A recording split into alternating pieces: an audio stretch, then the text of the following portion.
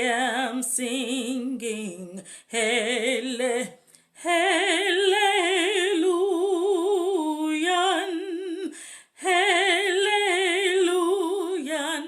I am singing, hallelujah.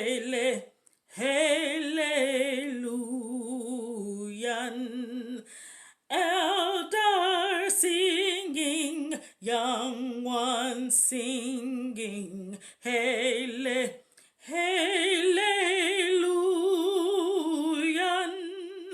Doubters singing, believers singing, hallelujah.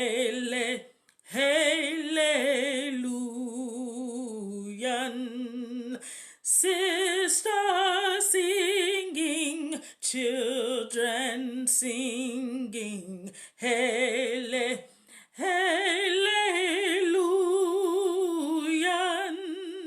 Parents singing, all people singing, hallelujah.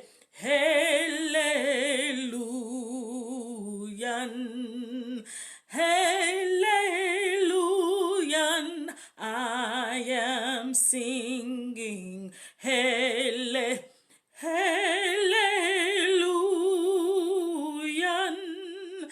hallelujah, I am singing, hallelujah.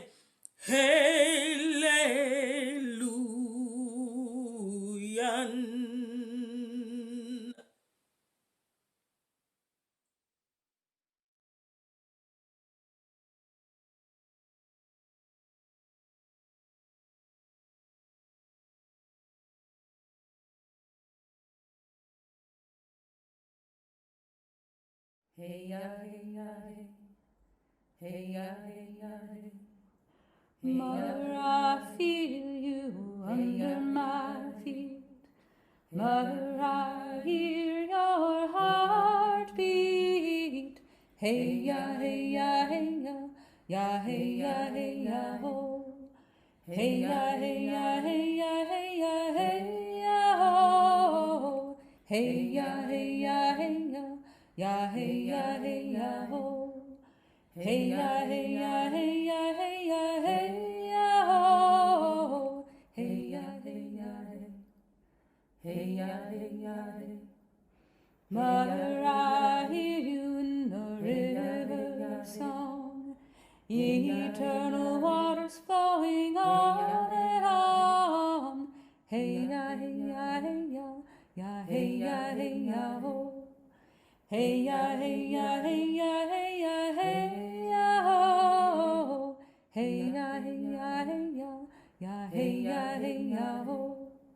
Hey ya, hey ya, hey ya, hey ya, hey ya, ho. Hey ya, hey ya, hey. Hey ya, hey ya, hey. Father, I see you when the eagle flies. Light of the Spirit gonna take us higher. Hey ya, hey ya, hey ya, ya, hey ya, hey ya, ho. Hey ya, hey ya, hey ya, hey ya, hey ya, ho. Hey ya, hey ya, hey ya, ya, hey ya, hey ya, ho. Hey ya, hey ya, hey ya, hey ya, hey ya, ho. Hey ya, hey ya, hey. Hey ya, hey ya, hey.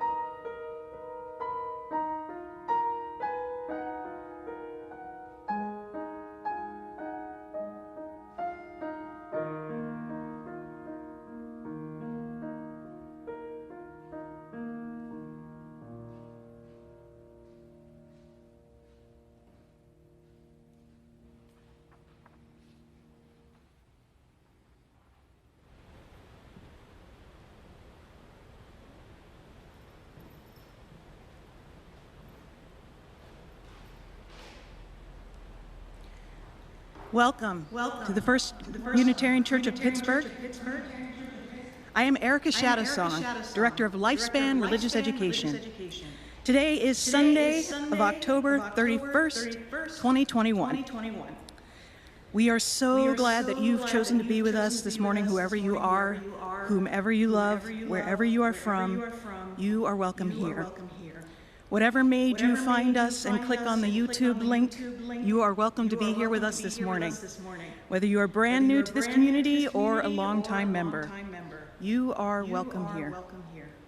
We are a community dedicated to welcoming the stranger, working for justice, and to unraveling the heavy weight of oppression wherever it has woven into the fabric of life.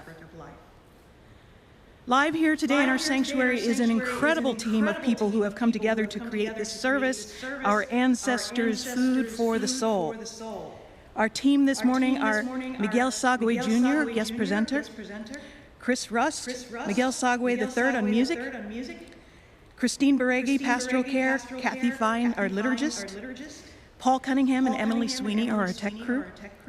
On video, we are also honored to have Michelle Bancole singing, as well as Ellen Gosian, our Director of Instrumental Music, with the dance choir, along with a video from Chris Rust, who is also live here this morning, our Director of Vocal Music.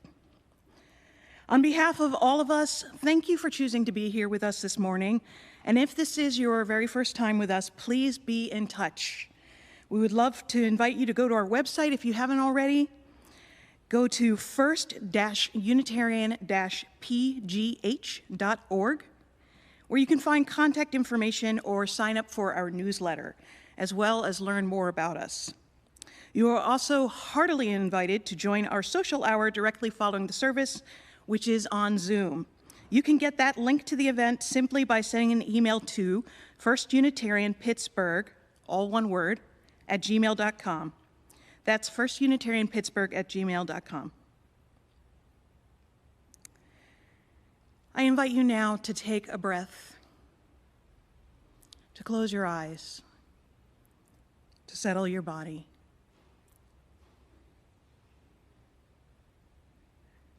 Now, in this present moment, let us be together in the spirit of sacred time and place to worship together.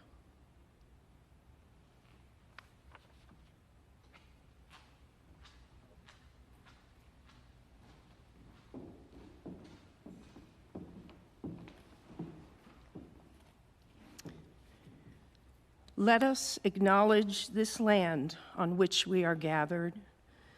For thousands of years, it has been the land of indigenous peoples, including the Susquehannock, the Haudenosaunee, and others. Our region is still home to many indigenous people. We are mindful that the current system of property rights did not arise justly. We are grateful for our own opportunity to be here and to worship here together. The words for our chalice lighting on this All Souls Eve Sunday come from Reverend Florence Caplow, minister of the Unitarian Universalist Church of Urbana-Champaign in Illinois. As we kindle this flame, we honor and remember those who have passed into the mystery. Their brightness lives on in our vision. Their courage lives on in our commitments. And their love continues to bless the world through us.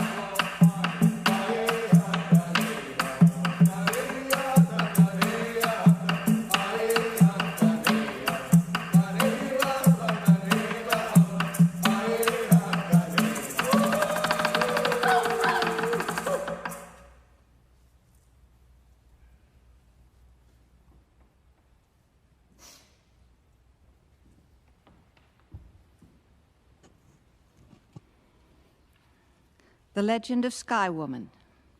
The Onondaga people, who are known to the world as the Seneca tribe, are an indigenous people whose homeland is the northeastern region of what is now the United States.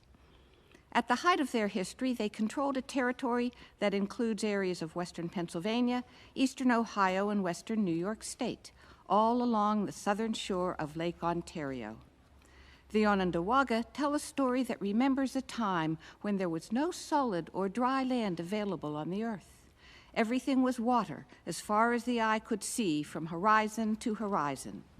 In the water, aquatic animals such as fish, beavers, river otters, water snakes, and water birds dwelled. In the air, the flying creatures such as geese and hawks circled endlessly on extended wings. Surmounting it all, the dome of the sky arched overhead. On the upper surface of that sky dome, there existed a universe of celestial life. There was a village there where the sky people lived in their elm bark log houses, just like the Seneca people of later times would. At the center of the sky world, there grew a mighty tree from whose branches hung bright flowers and fruit, which sparkled at night, and these were the stars. The chief of the sky people had a wife, and she was expecting a child. On the day the woman approached her husband and placing her hand gently on her great belly, she informed him that she had grown curious about what was under the great tree at the center of the sky, and wished him to use his prodigious power and magic to uproot it so that she could take a look beneath it. The chief reluctantly agreed to his wife's request, and placing his arms around the trunk of the tree, pulled it out by the roots. There soon was a huge hole in the sky where the tree had been. The woman leaned over its edge and was amazed by what she saw down there, all that water and no land. She was careless and slipped, falling through the hole. The woman felt helplessly and would have perished, but was unexpectedly saved by a great flock of geese who spread their enormous wings together and held her gently aloft, lowering her slowly. The living creatures beneath realized that the woman still was in great peril, having no place to land, so they all decided to help. First, they called upon the great primordial turtle to rise from the depths of the water and allow its enormous shell to emerge above the surface. Now there was a solid surface upon which the geese could gently lay the woman. Fortunately for Sky Woman, she happened to be wearing a leather thong around her neck, from which hung a pouch full of seeds of all kinds. With these, Sky Woman would have a chance to populate her new home with all the plants needed for a proper earth surface. Unfortunately, seeds can only sprout in soil, and a turtle's hard shell is hardly an appropriate place to plant anything. The creatures of the water decided that one of them should swim down to the bottom and bring up a bit of mud from down there. Sky Woman could then use her magic to spread that mud across the whole surface of the giant turtle shell and create a place where plants could grow.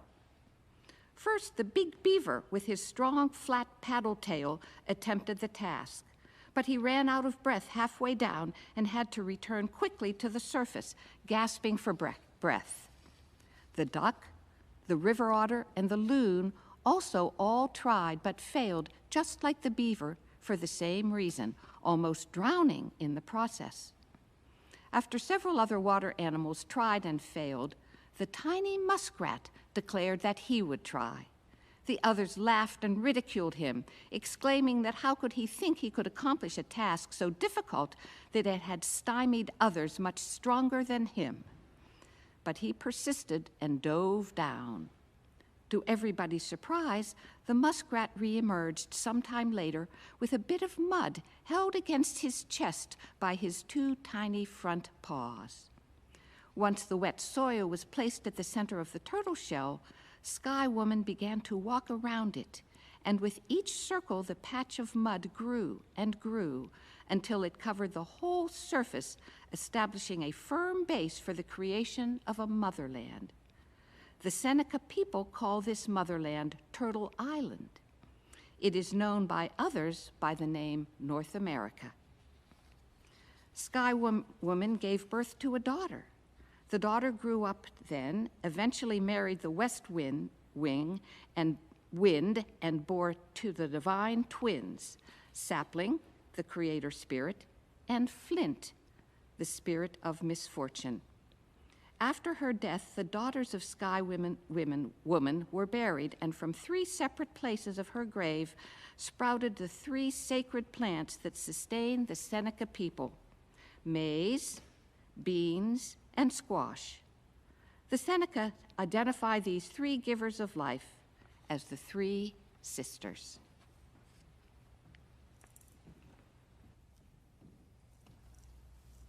Cha tuatabe.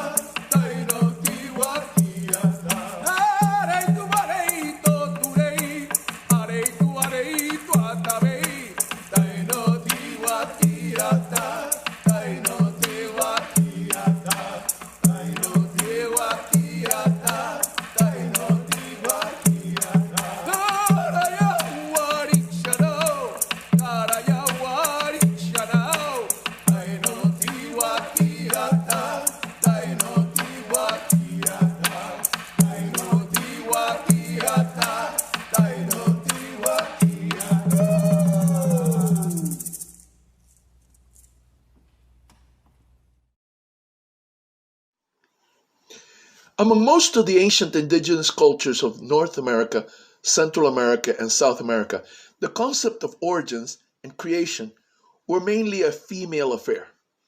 To many of these cultures, it seemed demonstrably obvious that birth was the essence of Genesis, of beginnings, and birth always happened via the process of pregnancy and subsequent delivery through the birth canal of a woman. It seemed to make sense to those people that the way things came to exist in the universe was as a result of a product of some sort of divine pregnancy. As a result of that fact, the legendary creation narratives of most of those people almost invariably featured a divine female entity from whose body emerged humanity and even all the other elements of creation, such as the sun, the moon, and the stars. It became generally accepted by those people to perceive the earth itself as the embodiment of that female divinity. And since caves were openings on the surface of the body of the earth, divinity, then many of those creation narratives were filled with stories of people and things emerging from caves. This was the case in the creation narrative of my own Taino indigenous people, who told the story that our ancestors originally emerged from a sacred cave called Casibahagua at the beginning of time. The ancient indigenous people perceived the process of life as a cycle, and thus what came out of the Earth Mother's cave eventually would return there. The idea of dust to dust was a literal concept in the minds of those ancient people. They accepted the obvious fact that we as humans were made of the very elements that the Earth, our mother, was composed of, and that eventually we were all destined, at the end of the life cycle, to return to that sacred dust at the very bosom of Mother Earth. This prompted many of those cultures to adopt symbolic burial practices that sanctified and glorified the sacred return to the womb of the female divinity.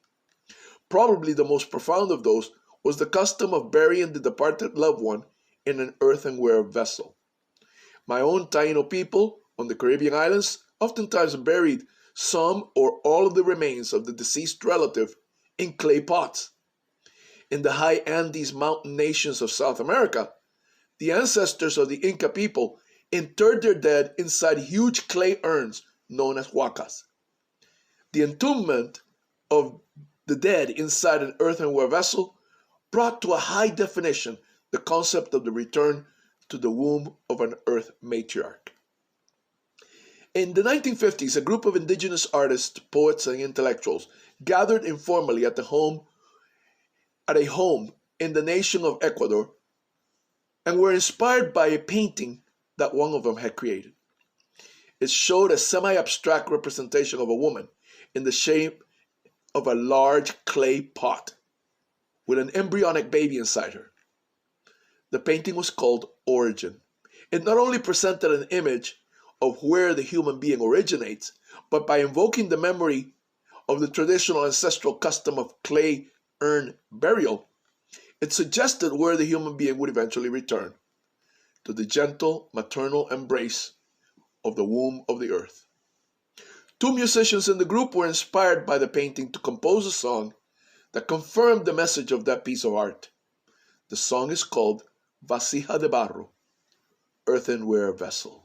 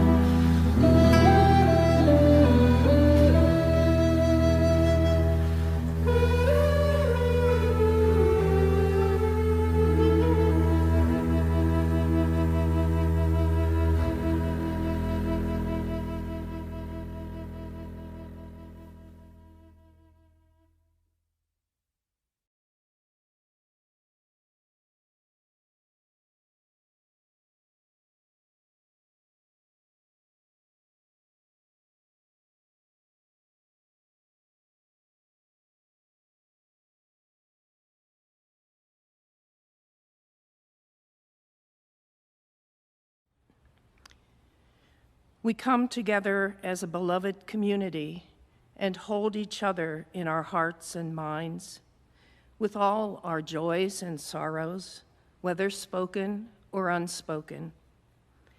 We continue to send healing energy and love to Melody Platts as she recovers from recent surgery, and we share her and her husband AK's relief at a good biopsy report.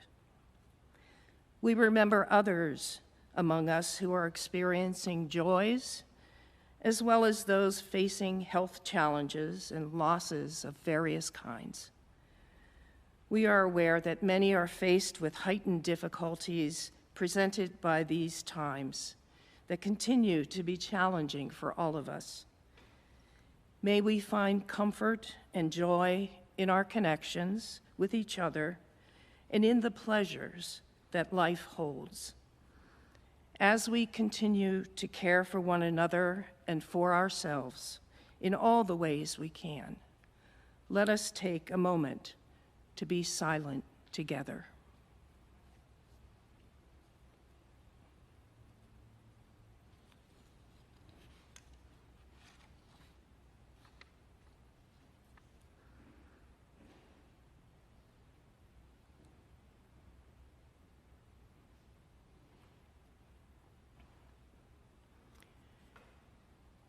Today, on All Souls' Eve, we remember and honor First Unitarian Church of Pittsburgh members and family and friends of members who died over the past year and several months.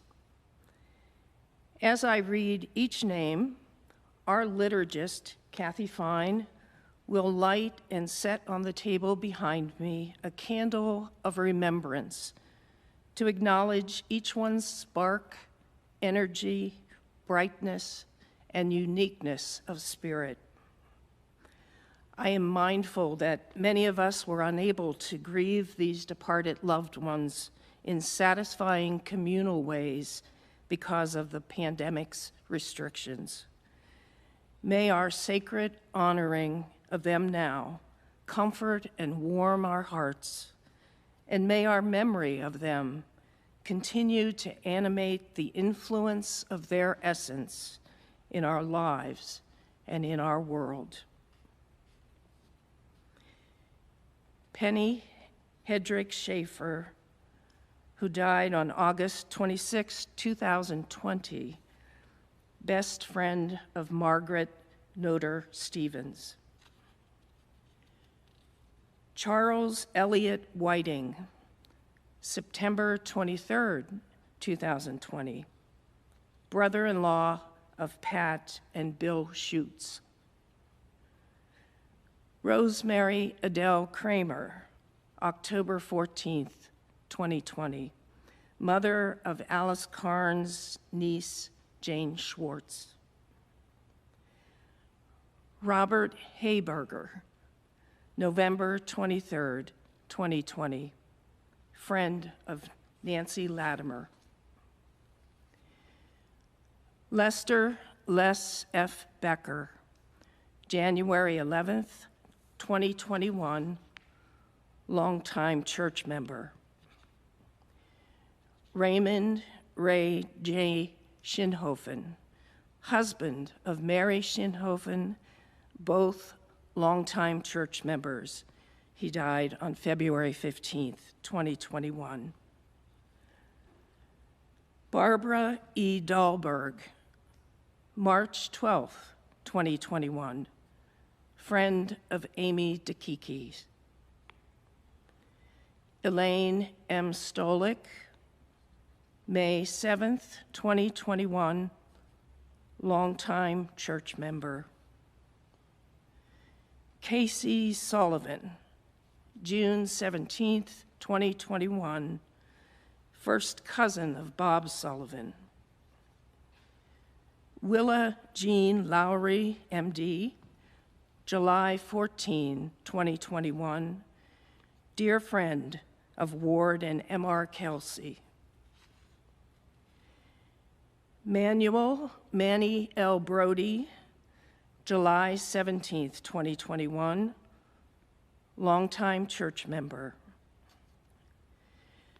Sadie E. Strick, July 18, 2021, longtime church member and dear friend of loving companion and longtime church member Alan Urich. Alfred L. Mann, July 25, 2021, husband of longtime church member Jen Mann. Sandra Sullivan, July 25, 2021, first cousin of Bob Sullivan.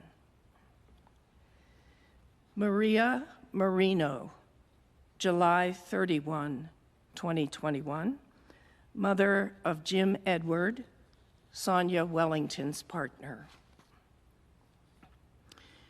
Jennifer Keyes, August 13, 2021, niece of Joanne Wagstaff. Edward Britton Ed Stokes, August 21st, 2021, friend of Alice and Lee Carnes. Andrew Andy McCann, September 6th, 2021, lifelong friend of Jim Cunningham. Mark Ernst, September 9th, 2021, nephew of Mary Alice Drusbosky. Constance Connie T. Long, September 17th, 2021, longtime church member.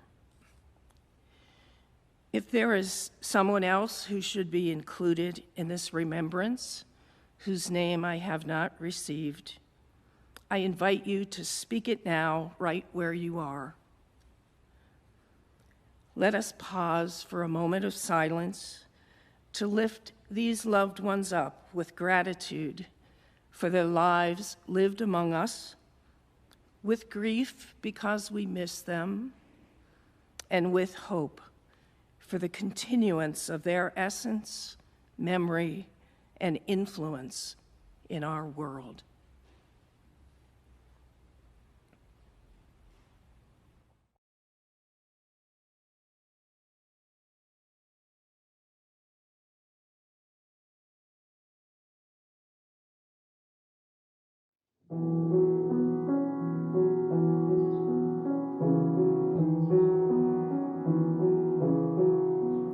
I'm sending you light to heal you, to hold you.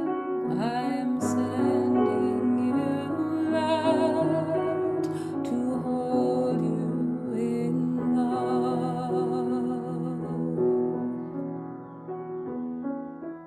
I am sending you light to heal you, to hold you. I am sending you light to hold you in love.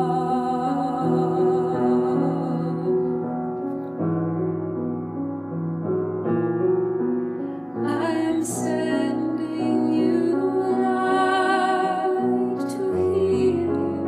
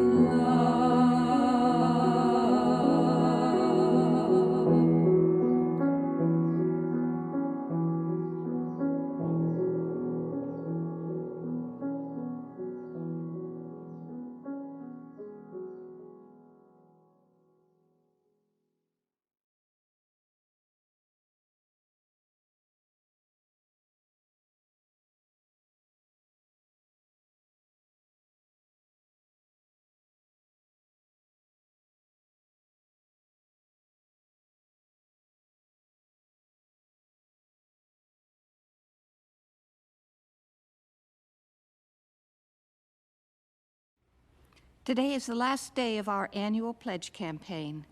If you have not already done so, please submit your pledge. And I give thanks to all who participated, especially Fair Share contributors. We also rely on your ongoing financial support of our religious community, which is made up of volunteers and staff creating hosting a variety of programming, even as we stay safe during this time of pandemic. Please take time to reflect on your financial ability to continue to support our community. Donations by check may be mailed to the church office. Electronic donations may be made online through the church website or by texting GIVE to 412-435-1050 and following the instructions. We are grateful for your continuing support.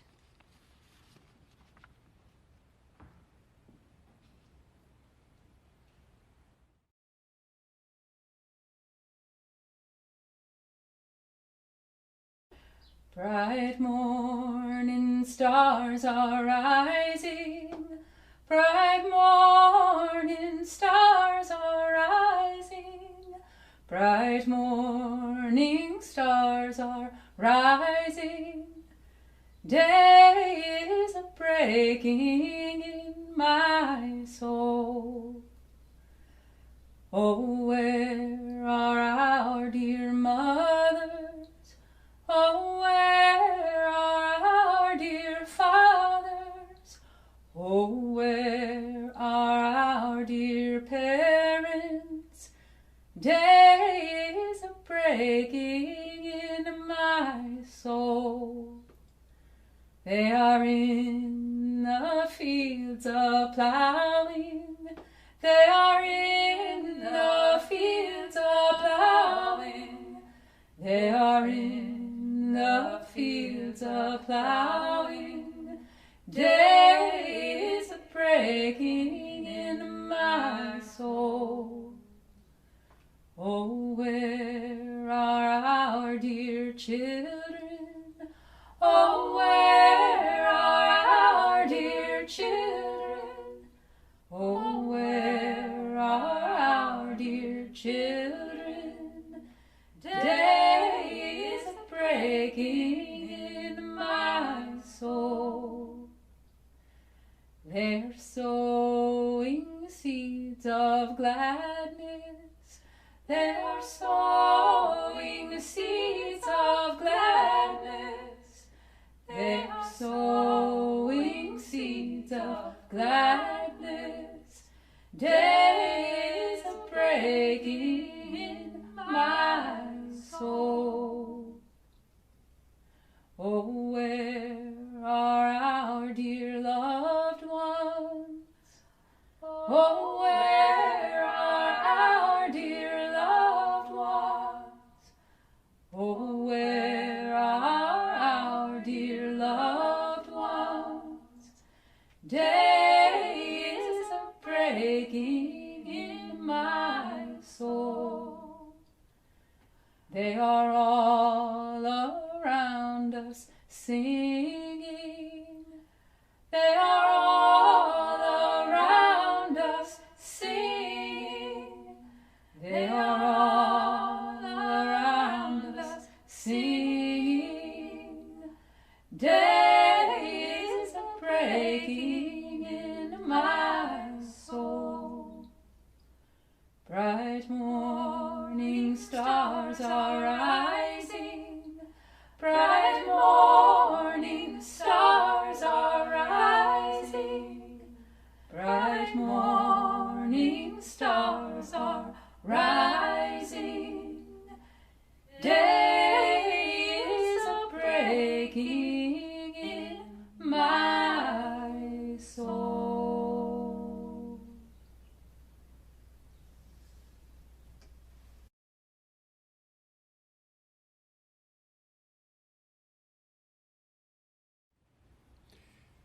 My name is Miguel Sague, and I am descended from an indigenous nation whose original areas have always been the Caribbean islands, the islands of the Caribbean region. I was born in Cuba. In the early 1980s, I undertook a journey, a pilgrimage of sorts, in which I started at the very area where the Allegheny River that runs through our city begins, in northern Pennsylvania, close to the border with New York State, about 250 miles from here. And the idea was to come back to Pittsburgh over a period of 2 weeks in a canoe with a friend of mine. It took those 14 days to get back, and every evening we would camp. And one evening, one particular evening, in which we were camping by the riverside, by the Allegheny Riverside in the Allegheny National Forest, I was feeling very depressed. I was being weighed down by a number of issues and problems that were coming up in my life at that time. You have to understand that in the 1980s, we didn't have cell phones. So the problems that were going on, that were presenting themselves back home in Pittsburgh while I was out in this wilderness, including a new and disturbing illness that my 2-year-old son had developed at that time. He was very young. And I was, in the moment, there was a struggle within me. Should I stop this journey? Should I get on a Greyhound bus and go back home to see what was going on? Because the only information I had was whenever I would stop at a town like Warren, Pennsylvania, and get to a payphone and call home. And that wasn't happening very often. I couldn't just communicate. Sometimes I would call home. My wife would not be home at the time. I would miss a call, or she didn't know how to, she couldn't get a hold of me because I was in the forest. I was sitting there next to the river, and the water of the river, as it babbled, as it ran over the rocks, began to speak to me. And that conversation, that dialogue, turned into a dialogue between myself and the water of the river, and it transformed and metamorphosed into a dialogue between myself and my grandmother. My grandmother had crossed over many, many years earlier, the mother of my father, and the dialogue kind of went to the point where I asked her, what is the purpose of suffering?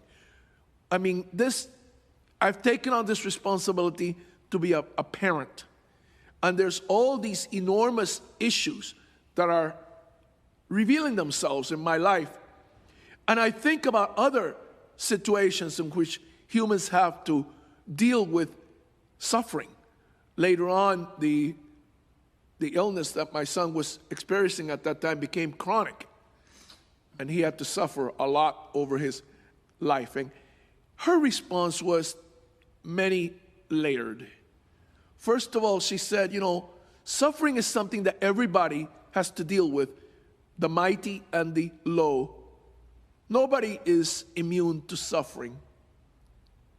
And yet, some suffering, you can gain something from it.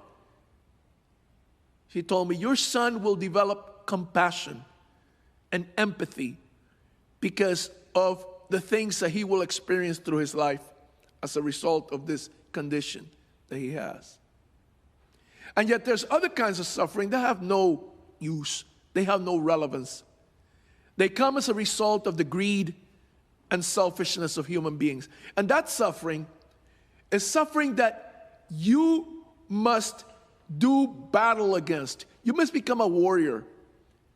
Not necessarily against the human beings that are perpetrating this kind of suffering on other human beings, but on the very essence of the selfishness and useless mindlessness that they are inflicting.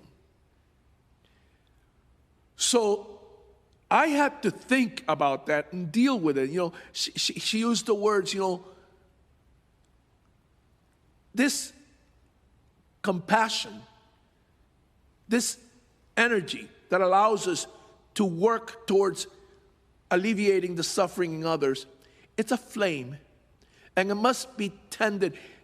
It won't automatically, this justice won't automatically propagate itself.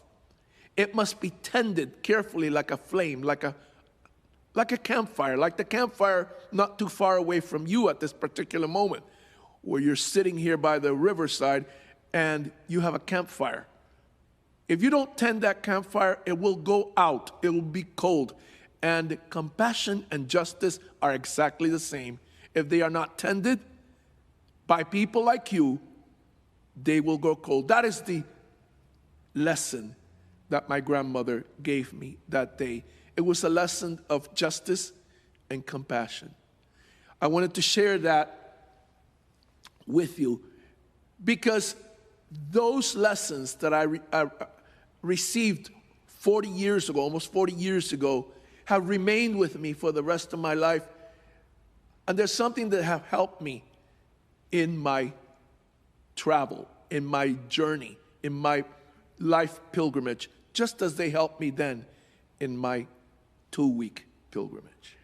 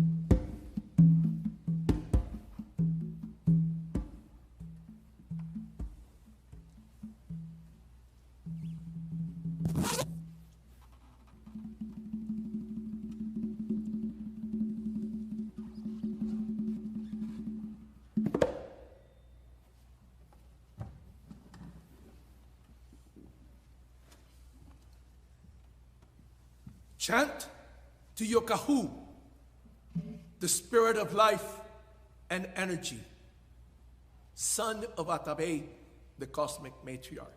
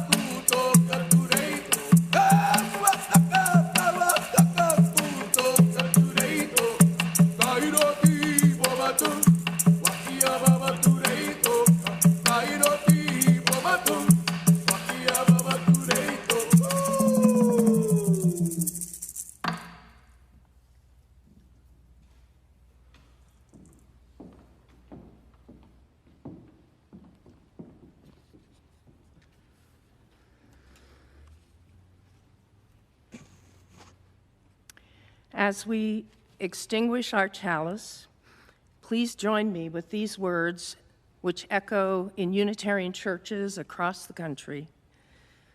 We extinguish this flame, but not the light of truth, the warmth of community, or the fire of commitment. These we carry in our hearts until we are together again.